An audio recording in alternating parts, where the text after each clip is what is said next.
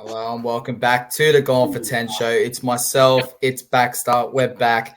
We're here to talk about round 4. Baxter, mate, I'm quite relaxed. My team's not playing. Talk to me about how you're feeling, obviously, off the back of a loss before we jump into this week's game.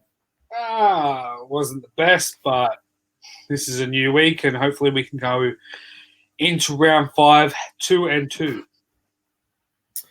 Yeah, well, we'll obviously jump into the first game. It is the Parramatta Eels taking on the Penrith Panthers. Before we do jump into that, please note that there will be 2 games this week on Friday. One on Thursday, 2 on Friday, 2 on Saturday, and there will be 3 games on Sunday. So it's a bit different if you are viewing that last Sunday game. We'll kick off at 6 o'clock, and it will be the Dragons taking on the Sharks. But let's jump into the first game. It's the Parramatta Eels versus the Panthers, the grand final replay.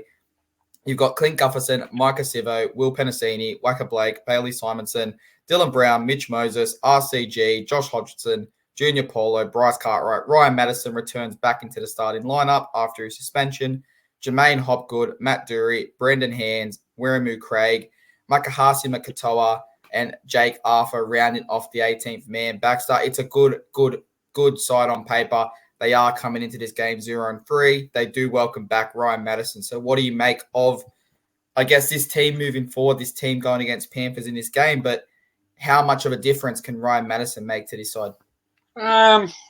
Look, I believe he can make some sort of difference to this forward pack role, but the same head noises are surrounding this team and club as they were for the first 3 games of this season. You got Mitch Moses, who needs to make an announcement of where he's going. Latest reports that I think his management have reached out to the Roosters to try and up the offer here. But if I'm Parramatta, I'm pulling that offer straight away and maybe knocking it down to $950. It's come out back just quickly before I let you go. It's already come out that Nick Politis and the Roosters have rubbish that rumor and said that they are not in for Moses under any circumstances. Yeah, that's why it's all rumors and reports at the moment. I knew Uncle Nick didn't want to lose. Didn't want to lose Luke Keary, so he's knocked that one on the head. But look, I don't think he's worth the money that they're offering Parramatta Eels. But that's all off field and on field.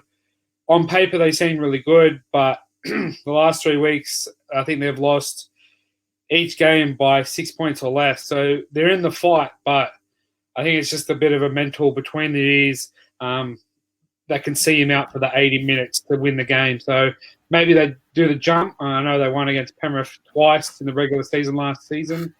So maybe this is the same thing again. Maybe this is where they get the monkey off the back.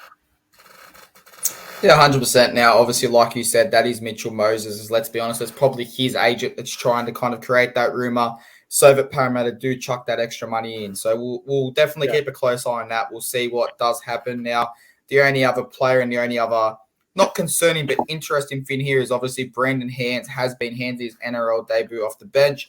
He does play in that hooker position. So we might see at some point in this game they kind of revert to what Queensland did in Origin. You have one hooker start, the other one comes on and absorbs a bit of pressure, and then Josh Hodgson goes back on against the tired defense. It worked for the Roosters against South Sydney, so we'll see if that's how they do go here. But moving into Penrith, I'll throw it across to you. Talk to me through this squad. Yeah, you got the amazing Dylan Edwards at the fullback role with Sunua Tura and Brian To'o in the wing position, Isaac Ta'o and Stephen Crichton in the centre position with Jerome Lua and Nathan Cleary in the halves with Moses Leota and James Fisher-Harris in the forward roles with Mitch Kenny taking out the hooker role. Luke Garter and Liam Martin make the second row with Isaiah Yeo making the lock. Sonny Luke, Scott Sorensen, Spencer Liu, Jamin Salmon and Matthew Eisenhuth. I think I got that one right. To make the you nailed that. You've nailed that. Spot on. Wow. Okay. This is. I've heard his name running around, and I've just gone. It's not how you say it, really, is it? But it is what it is. But that makes the bench. We talk about teams on papers, and this one is crack firing, ready to go from their week off. Maybe they keep the trend of the bye round. Teams coming off the bye are getting the win. We're 2-0 to start. So let's hope we can continue the trend and make it 3-0. Well, you know what you say, if it goes 3-0, one of these teams goes 0-4. So it'll be definitely quite interesting to see what happens. Obviously, the only massive change here is Scott Sorensen comes back from his head knocks. Obviously, Matt Eisenhuth, like you said, does move into that 18th man. But I look at this squad, I look at it on paper, and again, it's hard to write them off for a team that can go back to back to back. But we have to be honest, they have looked clunky in attack over the last couple of weeks. They looked a bit better versus South Sydney, but I didn't think South Sydney offered too much on paper. So I do think they get the result done here. I do think it's a cracking game, but once again, I'm going to stick to Parramatta being able to stick in the game, and I'm going to go Penrith 1-12. What's your prediction for this game, Josh? Yeah, look, not to be trying to be the same, but I think given that Parramatta have only lost the last 3 games by 6 points, I'm going to go Penrith 1-12.